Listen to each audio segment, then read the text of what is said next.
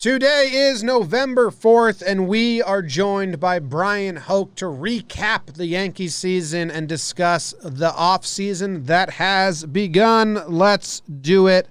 Let's talk about the Yanks. Talking Yanks with old Jomboy Jake. Recaps galore and weekly awards. Stat lines, steaming hot takes. Get your Yankees news with these two fine dudes. It's time for Talking Yanks. Talking Yanks with old Jomboy Jake. Talking Yanks with old Jomboy Jake. Hello and welcome to Talkin' Yanks. Thank you very much for hanging out with us for a little bit. We hope you're having a fantastic November. We just got off a Zoom call with Bryan Hoch. He was our guest today. Jake, how are you doing? I'm good. James, Talkin' Yanks faithful. How's everybody doing? I'm good, man. That's good. I'm good. How are you? Good. I'm doing well. I'm getting very interested about the Yankees offseason. I'm sure we'll be talking about that a ton. And just the baseball offseason in general. Yeah. So, I don't know. A little stat keeping for the folks that listen. A hit got changed to an error in the August 23rd game. So, Which changes. if you're keeping stats at home. Which changes Gary Sanchez's batting average. 145. Drops him down to 143. Yeah. No, so this is Wednesday. This comes out Wednesday. We're in a bit of a limbo period still, unless there's huge news. But, this week, this is the episode. Next week, we're hoping to pre-record an interview or something for Wednesday as well, as we take a little vacation for ourselves. And then we'll be back at it, and it'll be 2 times a week, Mondays and Wednesdays. And we'll try to get interviews. We'll try to get voicemails. We'll try to talk to some people. Was that nose hair? Eyelash. Oh, Jake showing me an You're eyelash. supposed to blow it. Good luck. It's attached to your finger with eye gook. Okay, that's bad luck. Okay. We'll get the sanitizer out. Okay, that's it. That's the announcement. We'll throw it to Hoke. Pretty good conversation, as always, with him. But first, a word from our sponsor.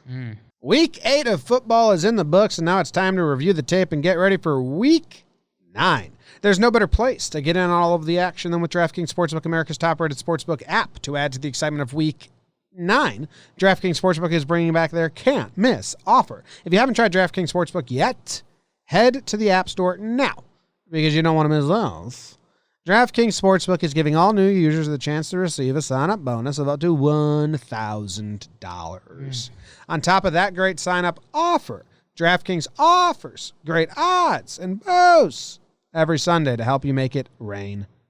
Don't worry if football isn't for you. DraftKings is giving all you basketball heads a 200% profit boost on any basketball market once you sign up. DraftKings is safe, reliable, and secure, unlike going on a date with Jake, making it easy for you to deposit and withdraw your money at your convenience. Download the top-rated DraftKings Sportsbook app now and use promo code JOHNBOY when you sign up and get up to $1,000. That's code JOHNBOY to get a sign-up bonus up to $1,000 for a limited time only at DraftKings Sportsbook. You must be 21 or older. You must live in New Jersey only. Bonus comprised of a first deposit bonus and a first bet match, each up to $500. Deposit bonus requires a 25 times playthrough. Reservations apply. See DraftKings.com/sportsbook for details. If you have a gambling problem, call 1-800-GAMBLER. Here's Hoke. Baseball. We are joined by recurring guest and producer of Penny's 2 Cents, Bryan Hoch. Bryan, how are you? Good, thanks. I'm like executive producer. I'm like one of those guys that just kind of collects the paycheck and let the other people do the work. Mrs. Hoke is deserves all the credit for that. She's actually the one grinding every week with putting that together. Well, producer BBD here said Jake should say executive producer, and we didn't know if your wife should get the executive producer. We didn't know the titles, so I don't know. Maybe whatever. Like remember like a Mark Goodson television production when you'd watch the Price is Right. I don't think Mark Goodson was actually there on set doing the Price is Right. So yeah, so he just knew that it existed. Exactly, he collected the paychecks. Yes. Okay, all right. I like that. She had a lot of fun. Those are fun. Thank you. Was there ever a point where this is just a Penny Hoke interview now? That's fine. Is there any like too much or too little? Was she waking up saying like let's do the video? No, she enjoyed it. She liked it. Yeah, and especially when she found out that people actually were watching her show. Yeah. And she's John Heyman is wearing a T-shirt with Penny's face on it. She was like, "I have fans." I was like, "Yeah, people are enjoying it." So she thought it was pretty experience. Cool. Yeah, no, and so she's been drowning her sorrows in Ben and Jerry's ever since the Yankees were done, and she keeps asking when she can make another one. So we'll probably do something soon. I think this is a good week for it. Actually, we could all probably use a break from the news, so we'll try and get something fun out there. There is a presidential election happening this week, guys. In case you didn't know, I'm trying my best to not think about it. Yeah. Well, we should know who the winner is in about a month or two, so that'll be good. yeah, that's what I said today. Yeah. I was like, don't expect this to be quick. Anyway, Penny's day-to-day sounded a lot like mine and Jake's. We also drowned our sorrows in a bucket of Ben and Jerry's. Odd amount of Ben and Jerry's. I got on the Peloton this morning, though. I'm going every day. I'm not leaving the apartment in the morning until I hop on the Peloton. So wow. So thanks for coming on. We'll catch up with you next month or something. Okay. This has been fun, though. Thank you. Yeah, that's great.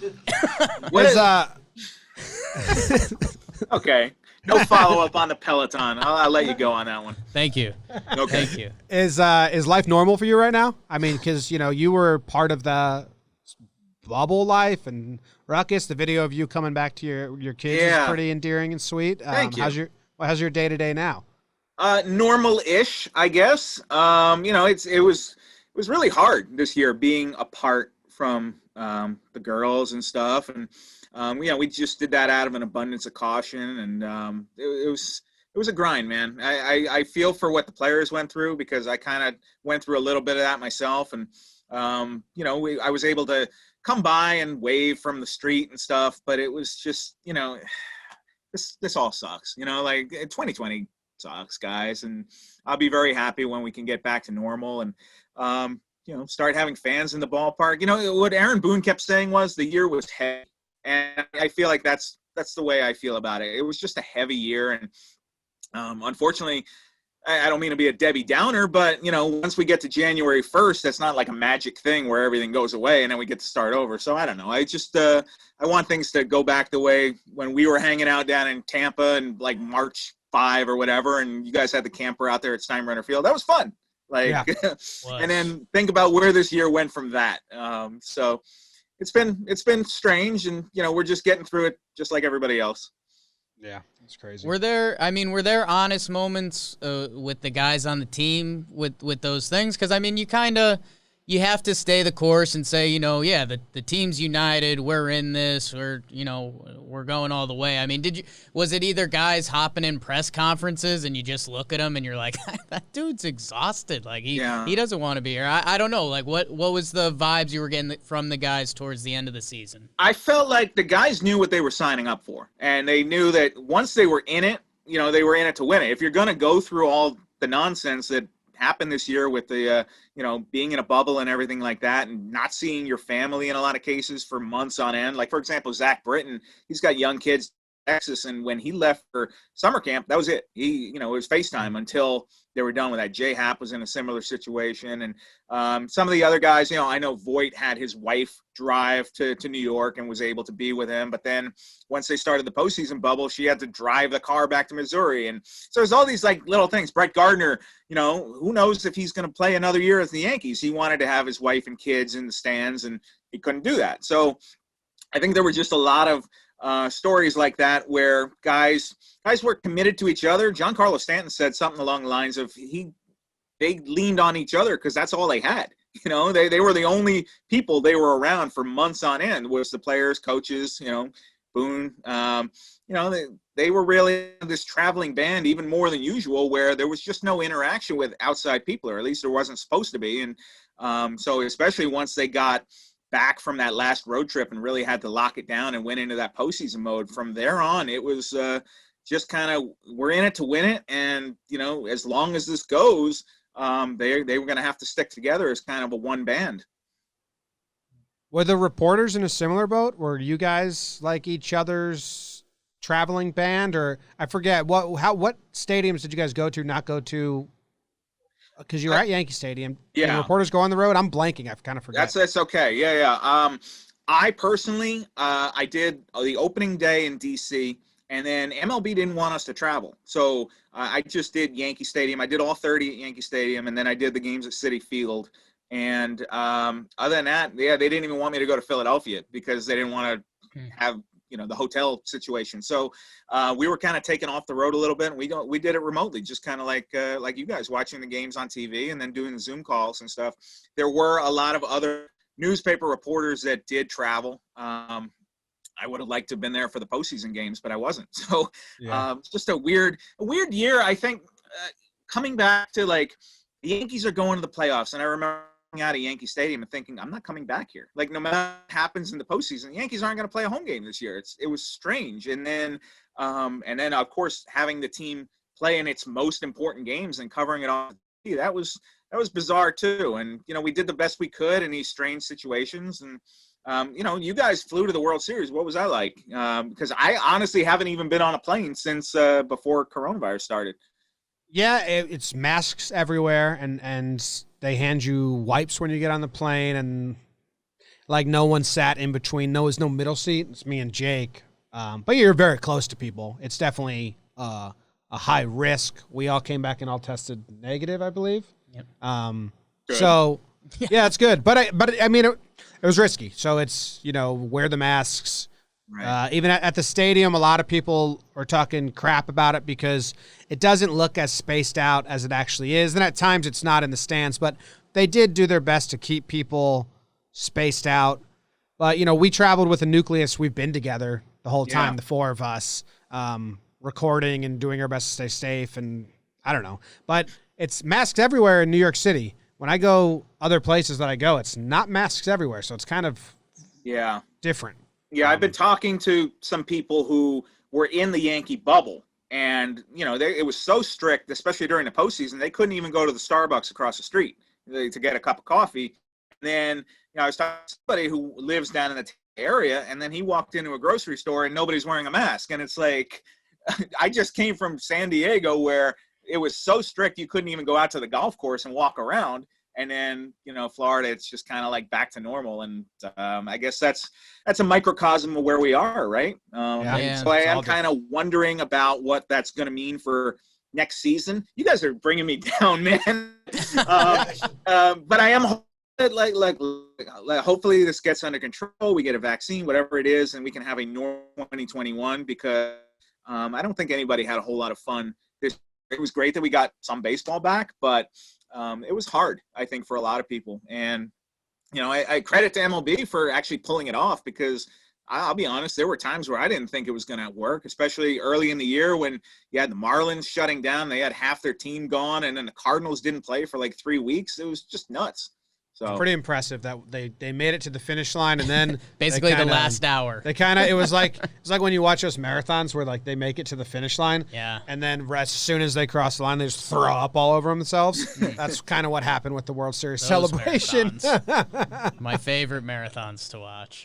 I have run 2 of them. I did not throw up all over myself. I only go to puke-ending marathons. But I will tell you one thing about running a marathon, and this has nothing to do with Yankee baseball. But the first time I ever did it, it was New York City Marathon, and we went to some bar a couple blocks away, and somebody bought me a Heineken. And about halfway through, because you're so dehydrated at the end of it, half a Heineken, I was like woozy. I was like, I need to go home, man. Like, I can't do this right now. Like, you don't realize how much it dehydrates you and how much it takes out of you. So that's what I remember. I remember getting really drunk off half a Heineken, probably for the first time since I was 14. Mine. autobiography. Yeah. I might take So, that. Yeah. That's my marathon story for you. What about the Zoom etiquette between reporters? I mean, who was the worst Zoomer out of all the reporters? Throw And someone under the bus big time. Who? Someone Let's under go the bus? viral. Yeah. You know what I want to know is there a reporter, and this is kind of a what is there? I'm going to ask it. You don't have to Okay. answer. Okay. Is there a reporter that never said anything in the scrums pre-corona, like just quiet in the back, Zoom confidence. but Zoom confidence, Zoom like through confidence. the roof? Like, No, I don't tell think me it was so. Lindsay. Tell me Lindsay no, was it just was like definitely the not boss of Lindsay. Zoom. Lindsay was good at Zoom. I don't know if any of us were really good at Zoom. We just kind of learn to use it. Like I never even heard of Zoom before March. I don't know if you guys used it at all, but No. yeah. So now then it became literally an everyday part of our lives. But I think the hard part about Zoom was, and just knowing what was going on behind the scenes there. In normal times, the clubhouse is open and we can go up. And if I need Brett Gardner or Aaron Judge, whatever, I walk up to his locker. But this, you really are at the mercy of when Gardner or Judge or insert player has time to go to the interview room. So a lot of times the Yankees would send these emails and it would say like, the Zoom window will begin at 2:00. And, and then we would have Boone say 4:30. And then, so that meant you were just kind of hanging out for 2.5 hours and waiting for somebody to come on the screen. And you'd just be looking at a microphone and the Yankee backdrop and hoping that somebody would come in the room. And so that part was hard, not being able to go and do it on your own and be independent and say, today I want to ask Jay Happ about this, or today I want to talk to Garrett Cole about this. You were it was what's on the menu today. It was not you couldn't order off the menu. It was kind of a buffet and you just take what's there. It's like a Brazilian steakhouse. You guys sat at the table and they brought over a skewer of a player, took it away. What? So you guys had to wait like Aaron Hicks or whatever. Here he comes. Then you turn this little thing. You're like, no more Hicks. Get him out of here. I had a good time at a Brazilian. I didn't think I was gonna like it. I liked it. Oh, it's perfect. Yeah. It's perfect. No, I did it once, never again. Never again. I was so sick. Yeah, maybe I went to a bad one. It was somewhere in Jersey on Route 4. Yeah, way back, a long time ago. Wow. Okay, send us the address. I will. Yeah, perhaps. Add. You can find it. Yeah, I'm sure. Add. What I guess kind of tying the bow in 2020. I mean, they play the Rays, the 5-game set, the game 2 chaos. I mean, the high of game 1 and then the low of game 2, and they go 5 and Cole's pitching great. I mean, what were the emotions for you? I mean, I'll be honest, and I get sucked into everything easily, but I started feeling the Yankees magic a little bit. It's because as they head into the playoffs, I'm telling myself, what's different this year? And it's Garrett Cole. That's the big piece that's different. And then I was kind of hoping for a little Davy Garcia magic. That ends up falling out. And then the Rays go on and they play the Dodgers. I think the best team ends up winning the World Series, which has kind of quelched all the 60 gamers. Were you fully sucked into this team? Were they giving you World Series vibes? Yeah. I believed in this team that they had what it took to win the World Series, and they just didn't. They were inconsistent. But I figured, as hot and cold as this team was, if they caught a hot streak in the postseason, they could go all the way and run the table. I mean, we saw them when they were at their best, when they started out 16-6, and then they had those 10 wins in a row.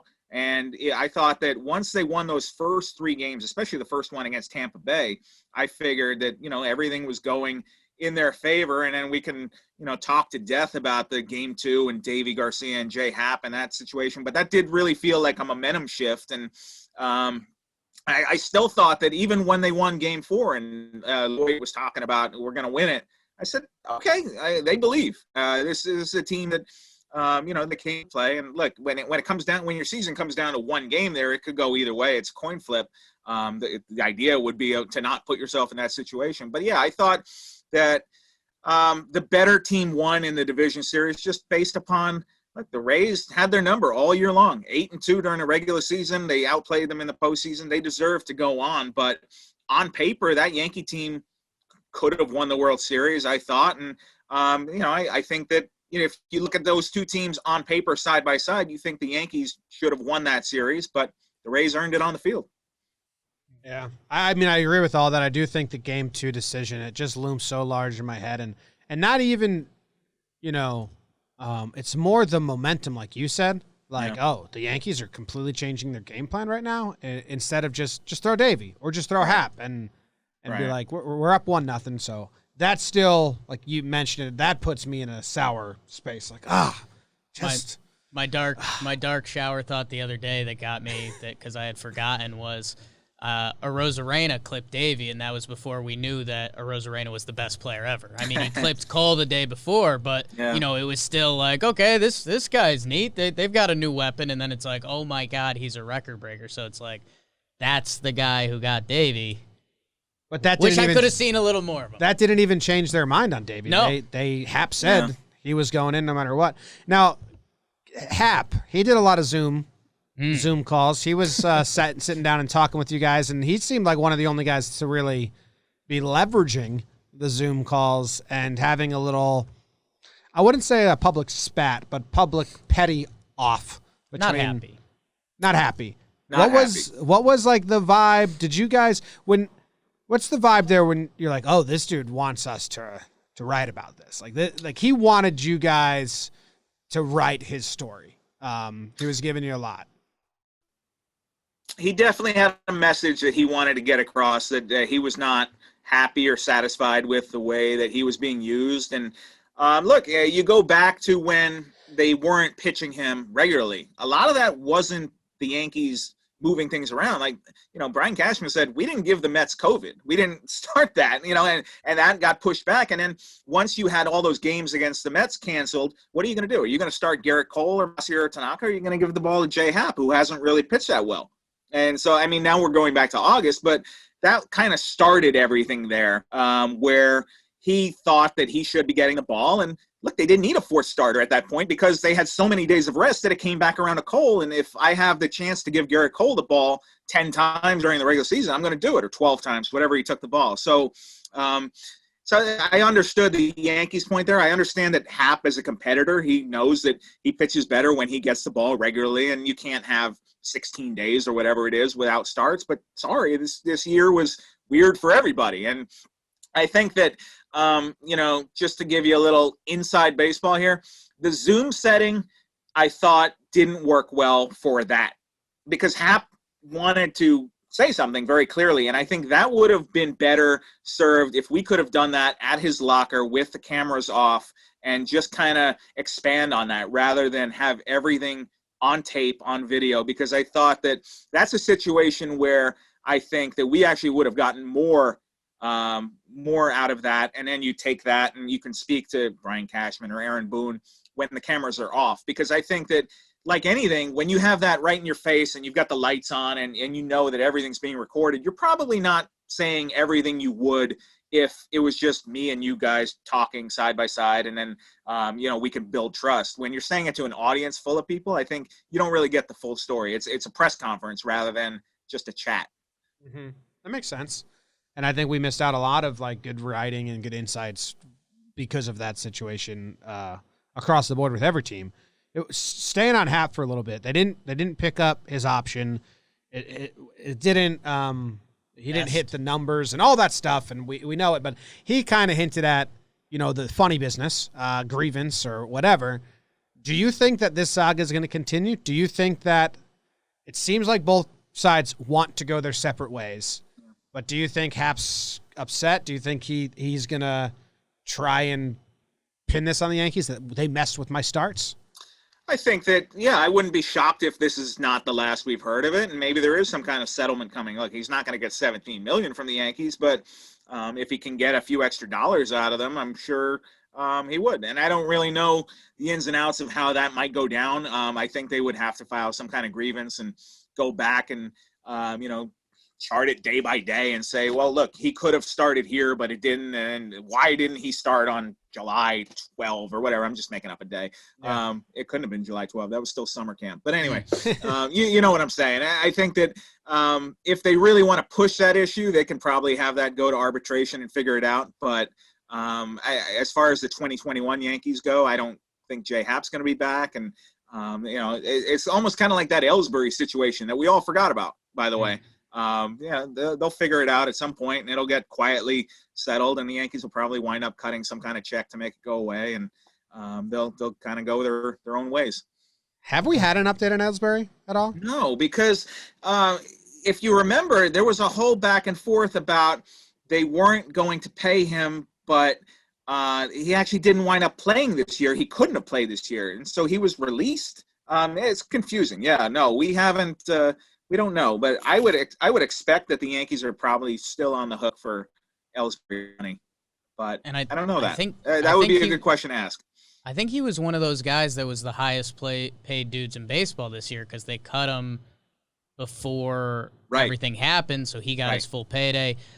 Slightly less or more important, a picture of a fully yellow turtle just came on my Twitter feed. I tagged you in it. You can look at it later. Pretty cool. Look at that. I think I have to look at that right now. Looks like a slice of American. How do I not look at that? Looks like a slice of American cheese got melted on top of a turtle. So that keeps you updated. And in a better segue about in a better segue about press conferences, you and Jomboy are two of the better tea leaf readers of the Cash God.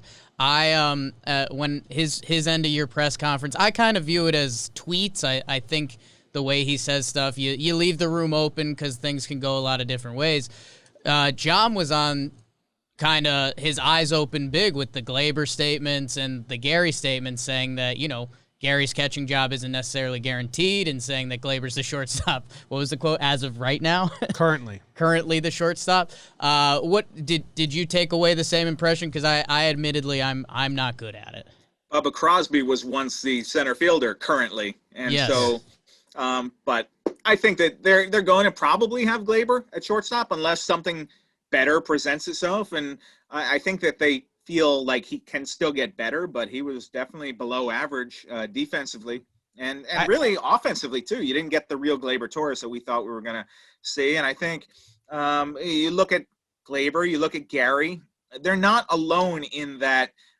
Players around the league, a lot of them had weird years that just were not what we expected they were going to be. And I know with Gary, it's kind of cumulative, and you can now look back at the last 3 years and say he's been kind of meh, league average-ish. I think if you look at OPS plus, he's probably right around 100.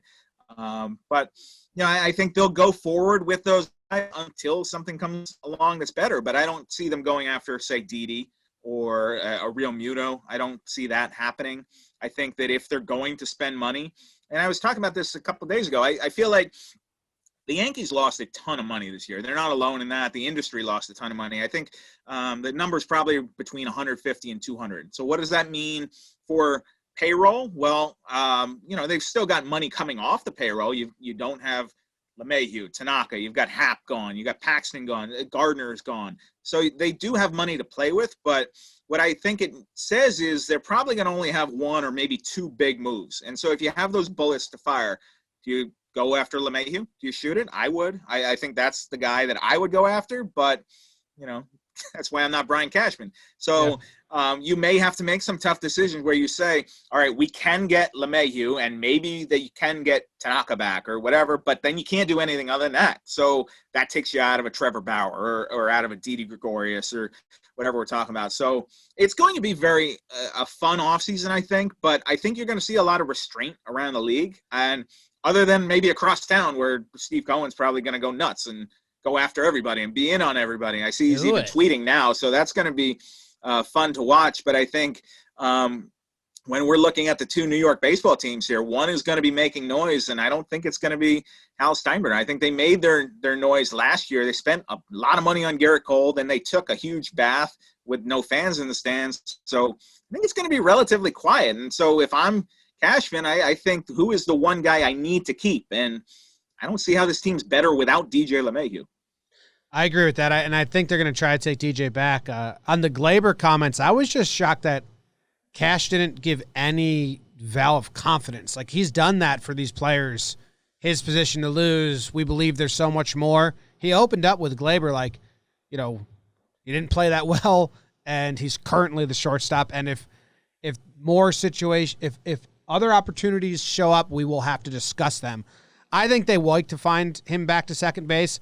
I think they're prepping themselves that if DJ doesn't come back, if someone outbids, that they'll be like, well, at least we can get Glaber back to second now. And I think like that's kind of, I think they're prepping themselves for that mindset at least. Yeah. I don't think Glaber can stay at short, but I agree with you that I don't think like Bauer is 0% chance for me.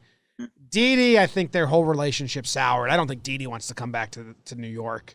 So I think it's DJ and Tanaka, and we'll see what they do there. But with all these players not getting their options picked up, there's a lot of guys out there. If you want to try and pick up some cheap dudes that have been doing it for a while in the league, it's going to be very interesting. The Brad Hand thing was interesting with Cleveland. Like that guy's an all-star, and 1 year. Yeah. 1 year. So if that's a sign of where things are headed this offseason, I think there's going to be a lot of frustration, I think, from people banging on the desk saying, why are, insert team here not going after this guy? And I think the answer is going to be that everybody took out huge lines of credit, and they really are kind of worried about the idea that maybe there aren't fans in the stands next year. Like, I think there will be at some point. I think the World Series and the NLCS showed that it can be done on a limited basis, but having 11,000 people in the stands buying hot dogs and soda and whatever is not the same as 48,000 at Yankee Stadium. So, when can we get back to that, I think? And so, look, it's better to have 10,000 than zero. Same way it's better to have 60 games than zero. But I'd rather have 162 with full stands, but that's not reality right now. Yeah. I think the other piece, because it really is first world problems when we're talking about the Yankees. I mean, we're talking about them potentially bringing back LeMahieu, who's top 5 in the MVP the last 2 seasons. And if not, I think they either piece it together. You either go get the shortstop piece and Andrelton Simmons, or I've started to get myself excited about kind of the veteran free agents that will get screwed in this. Would the Yankees take a shot on a Jason Kipnis or something like that? The Yankees can figure out their lineup, whether that's cost effective or not. I think the big one that's kind of looming is the bullpen, and it's are they just going to try to rework this thing as a whole? Are they going to let it ride? Do they believe in young guys? So I don't know. I want to kind of kick that to you and see, do you think there's any vote? Adam Ottavino, by the end of this year, became unusable, who's a guy with some of the most electric stuff. Do you think there's is it a Sonny Gray thing where they might try to move away, or is it, this was a short, weird season, let's fix him and kind of run it back with the same guys, or I don't know.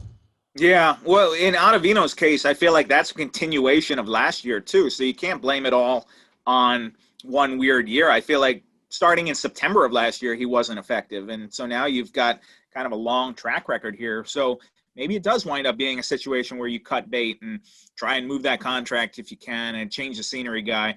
I thought that bringing back Zach Britton spoke well to what their plans are. The fact that you want to keep Britton and Chapman together at the back end, that solves a lot of questions for you. And Britton was very effective when he had to fill in for Chapman. So if you wind up losing Chapman at some point to injury or whatever, still going to have to serve that suspension at some point. That is the weirdest thing, that they couldn't find the witnesses. What was that?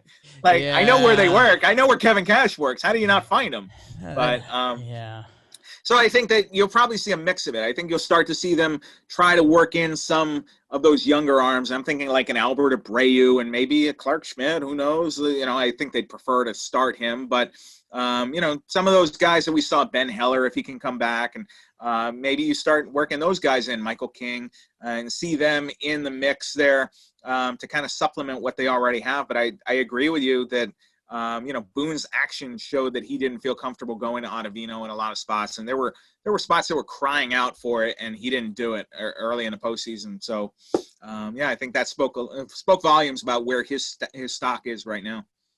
I wonder how much they like Johnny Loaizaga, and Nick Nelson ended up pitching 20 innings for them this season.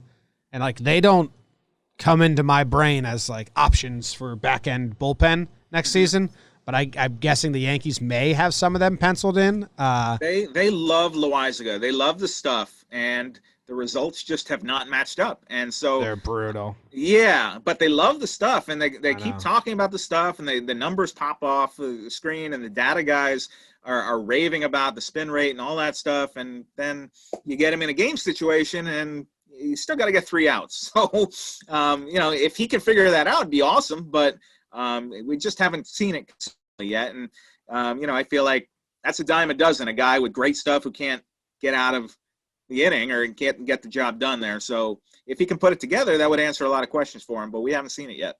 Johnny Loizaga's 26th birthday today. Happy birthday, Johnny. How about that, Johnny? Happy birthday. made it. Be a stud. One of the only players from Nicaragua in the league. Yeah. Or maybe the only. I don't know. I don't know. I We'll haven't get checked. research on that. I'm checked. Are you a little bit sad with Kratz, Happ, and Gardner all leaving as a bald-headed gentleman What do you yourself? mean? What do you mean? Why would I be sad about? We don't know if Gardner's leaving. He might I think be he's back. gonna. I think Gardner's gonna come back. Same thing they did 2 years ago, right? Or was it after 17? Decline the option, sign him for, or was it after 18 when McCutchen kind of took his spot, so his value was low, so they declined the option and they signed him for less. I will say one thing is that what I learned during quarantine is that I wasted a lot of money at Supercuts over the years because there's no reason I can't do this myself. And so now I have figured out that I can do this myself and save the $20. And I have not paid for a haircut since the day before we left for spring training because my fiance learned to cut hair. So Isn't that great? Isn't that great? I mean, it's probably bad for that business, but good for my wallet. Yeah, for sure. I mean, $20 a month, like why not? Yeah. So good news for Brett Gardner and Jay Happ and Eric Kratz. They can shave their own heads. I pay the $20 to have a stranger talk to me. It's worth it. That's why I'm on this call right now. Well, we will be sending you the Venmo. There are two other Nicaraguan baseball players currently, Chesler Cuthbert and Erasmo Ramirez. Oh. So, how about that? How about that? It's pretty good. It's huge news. Yeah. Any trade stuff? I know that's a brutal ask because we were going through it because people always get themselves excited about trades. You see the Yankees tweets at Bryan Hoch on Twitter. Sure do. The Yankees don't have a lot of trade pieces per se. I mean, a lot of these guys are locked in their spots, and that led to 2 weeks of chaos on Twitter because there was about 5 days of Luke Voit trade rumors. There's then 6 days of Gio Urshela trade rumors. And then always the fun Yankee name that people stumble into. It's the one guy with real value right now who didn't for a little while was Clint, but I mean, after the season he had, you also have to picture, like, my God, if he hasn't, if the Clint experiment ends with him playing a great 45 games and then getting traded somewhere. Gold Glove finalist. And credit to him, and that's where I've talked myself back into Glaber being the shortstop next year because they'll tell themselves that Glaber will have a Clint-like transformation. But, I mean, I guess you just end up looking at the young pieces, the Albert Abreus, those guys, and say if the Yankees find the right thing, they could walk into that. But it really doesn't feel like there is a big trade looming, and that's when Cashman gets you. That's right, yeah. Stealth Cashman. If you don't see anything happening, I know I read all that about how the Yankees should trade Luke Voit because his value will never be higher. He's a home run king and all that. But, I mean, Voit is a pretty valuable part of this team right now, and that's not something you can just replace, especially at that dollar amount. And so the reason that you would even think about trading those guys is that they're young and they're cost effective. You're getting great production from the infield corners. But if that's the case, why wouldn't you keep that for yourself? If you've got above average production at first base and third base for like $600,000 a player, why would you not keep that? And that'll let you get a little more creative and spend money elsewhere where you need to. So I wouldn't be in a hurry to move any of those guys. And, Clint was the one guy we always heard trade rumors about. Always, always, always. He even said it in August. He said it wouldn't be a trade deadline if my name wasn't coming up. But they never even got close on anything with Clint. They shut that down, and they needed him. So especially since we're talking about Giancarlo Stanton is apparently a DH only now.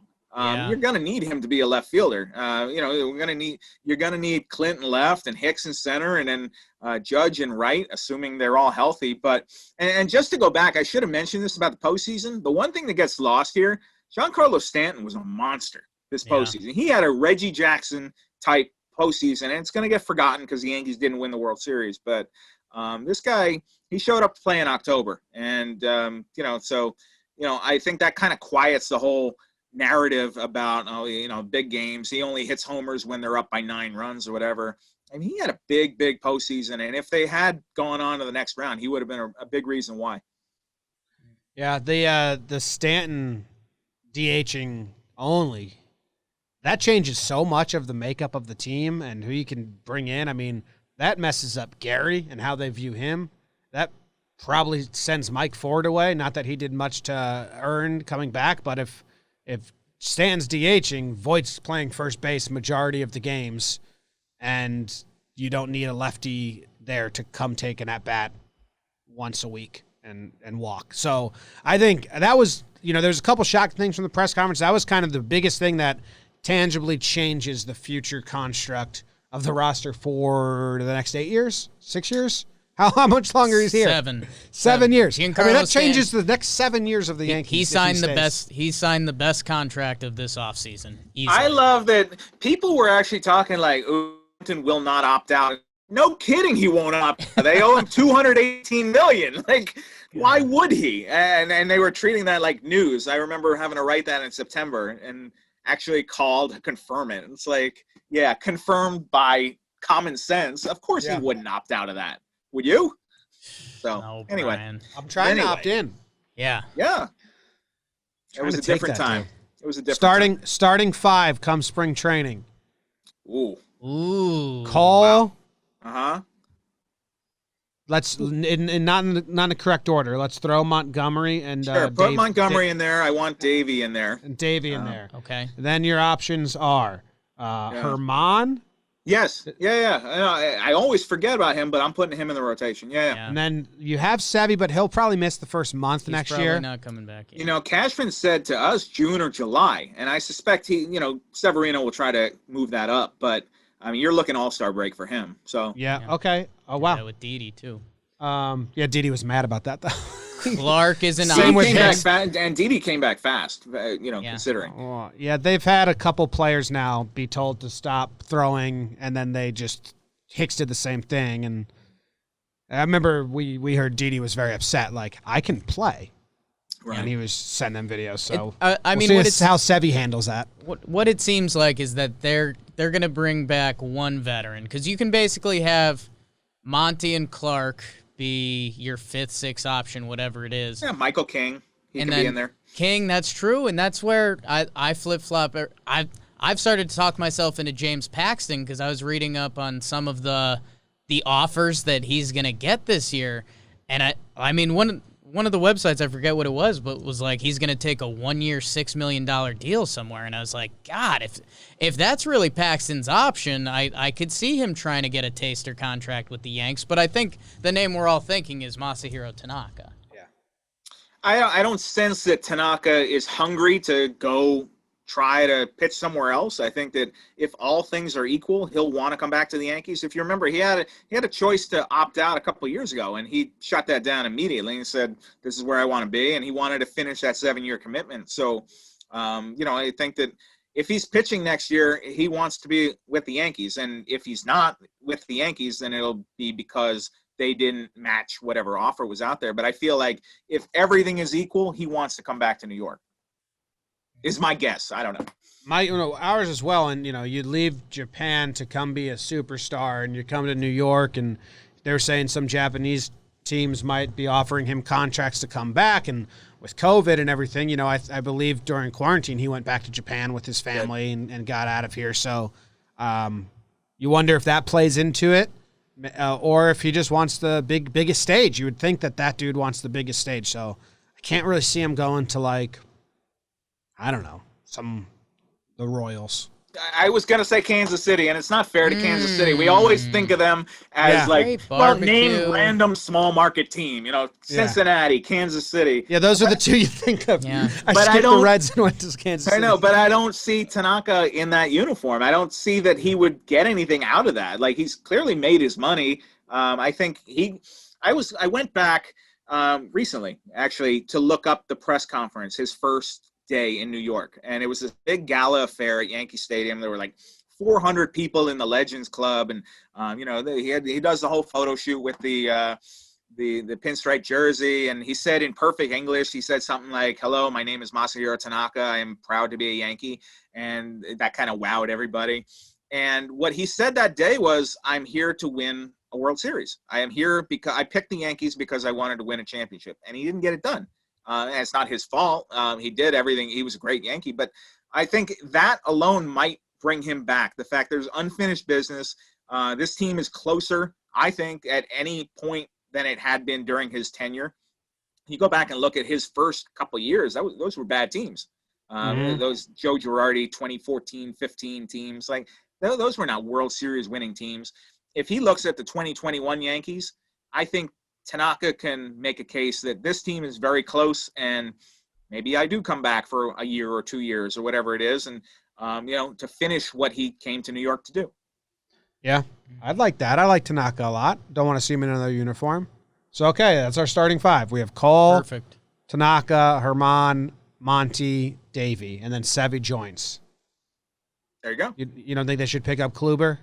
Oh, hey, bring him on. Give Why him the not? Tulo shot? Can never have enough pitching. Yeah. I think Someone will get Kluber's- hurt by the time. Not my Sevy's money, back, right? so. Yeah. Go ahead. Fine. Oh, one last question before we let you go. I've got one Yeah. last one, too. Okay, this is my last question. If Hal Steinbrenner started a Twitter account and started interacting with fans, would it go as positively as Steve Cohen just did? I will say one thing. The Steve Cohen New York Mets have not lost a game yet. So Undefeated. let's check in on that in June or July, I think, Yeah. and see if the narrative has changed there. I am so excited for them. I was going through the Cohen tweets and him Yeah. responding, and I got a very sense of like, man, this is genuinely like so exciting for Mets fans. It might all tumble. It might stay the same. But Yeah. right now, the feeling that they have, and Cohen, he was all excited too. Like, it's pretty cool. Should be. Yeah. No, it's cool.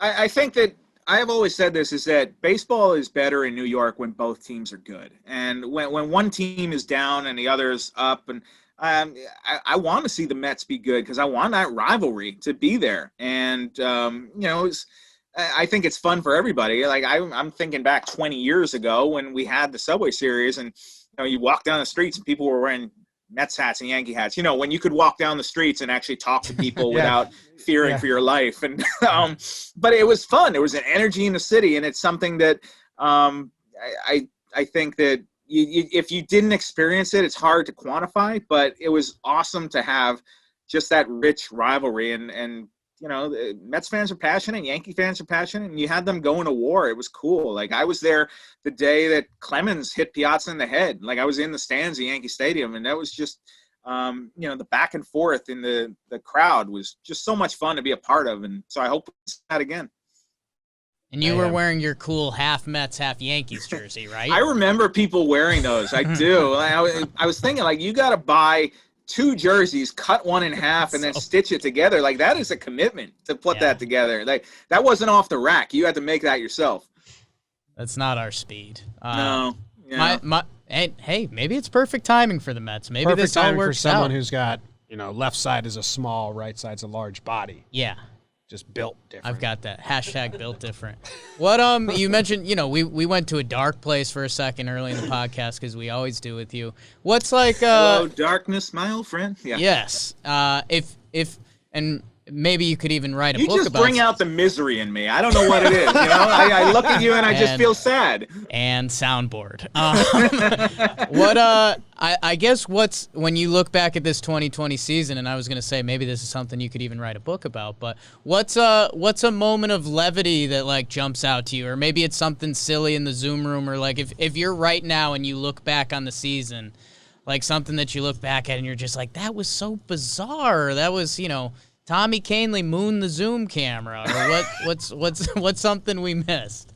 I wish, well, no, I don't wish that he did, but I wish we had a moment like that where there was a moment where Cole came in and kind of, I don't know if I'm on tape, but he kind of poked his head in like that. And, he was kind of messing around with us, but you teed me up in that 2020 was a nuts year to cover the New York Yankees, to cover Major League Baseball. And you're right, it would make a great book, and I am writing that book. And so I am writing a book. It will be called The Bronx Zoom, play off the old book title of The Bronx Zoo. And so that'll be coming out next summer. I'm, catching up with everybody, trying to get that whole story fleshed out of what was really going on behind the scenes and what this bizarro year was like for Yankee baseball. So I hope I can do it justice. It's been fun so far, kind of reliving some of it's been hard. But as far as fun stuff goes, I think the idea that the Yankees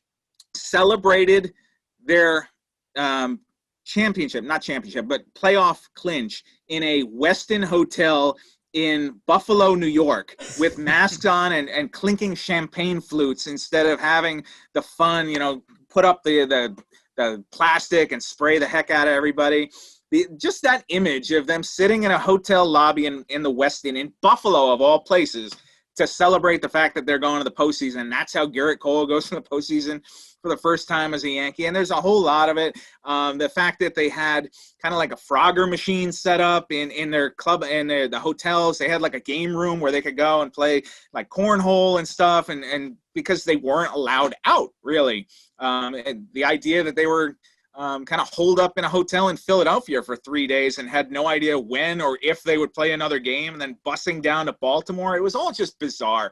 And so I've been going back through and getting a lot of those stories together and fleshing that out and just trying to tell the story, because I feel like in the moment first of all, none of us knew if this season would even get completed, but we were kind of drinking from a fire hose, and it was just every day there was so much coming at us. So to now go back and kind of be like, whoa, okay, wait, how did they have summer camp at Yankee Stadium?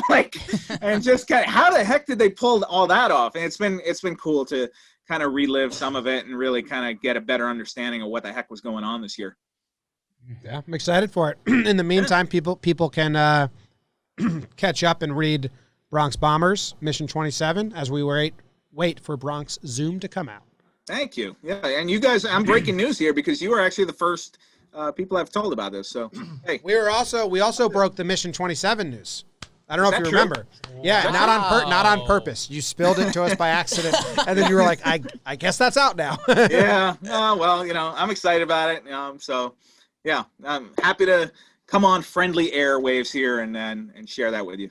Appreciate you joining us as always. We'll have to catch up. No winter meetings this year, so we're just gonna host our own. I think. I think what we'll have to do is just stand around a hotel lobby for 7 hours and just kind of look around and try to make eye contact with people. I guess. See who's the drunkest. We could just do that. We could just do that in whatever hotel is nearby you and simulate it. So that's perfect. BBD, you got something? I have one more. Oh. The sun will come out. Tanaka. Bet your bottom dollar with Tanaka. Tanaka? The sun will shine. Anyway, Tanaka. Anyway. That's my favorite part. Anyway. So good. Just kicking it out like that. Make sure you're going to talk to him about the Zoom Fest. Yeah, we already had one talk. We talked earlier this year, and now I'm going to circle back with him to see. But, yeah, he told a great story. And the night that, if you remember the night that everything shut down, the NBA shut down that night, he was out to dinner, and he's drinking a martini because he's John Sterling. And obviously. He's at a steakhouse in Tampa, and he's talking to people about, so what do you think about this coronavirus thing? and they were saying, it's not going to be anything. It's not really going to affect your day-to-day. Wash your hands. And then the NBA shuts down, and Tom Hanks gets coronavirus, and the world just goes nuts. And so he was kind of telling me that whole story about we were all just innocent. We had no idea what was going on. And we had no idea that it was going to, derail our entire year. So, yeah. But, all right. Well, we'll keep in touch. We'll be here if you want to come stand outside the office and wave to each other at some point. Okay.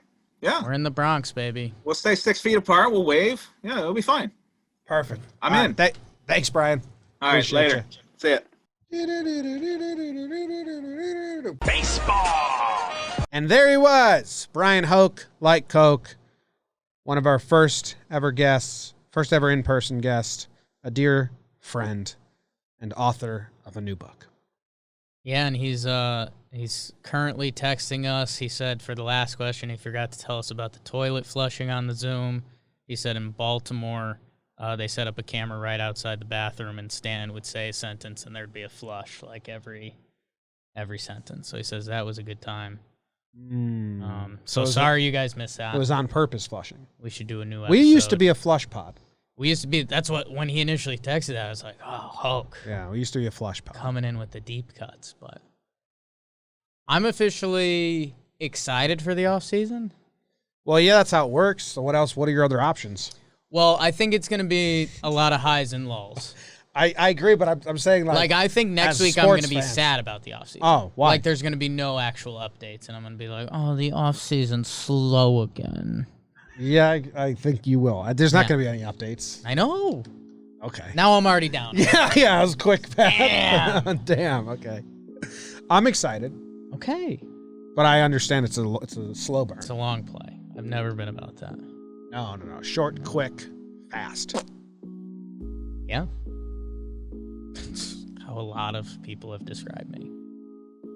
Short, quick, Yes. In what aspect of life? Running for a little bit and then yeah. Oh, Thanks, everybody. Tell 'em, Grandma. Tell him, Grams. Go Yankees. She called me short, quick, and fast. That sucks.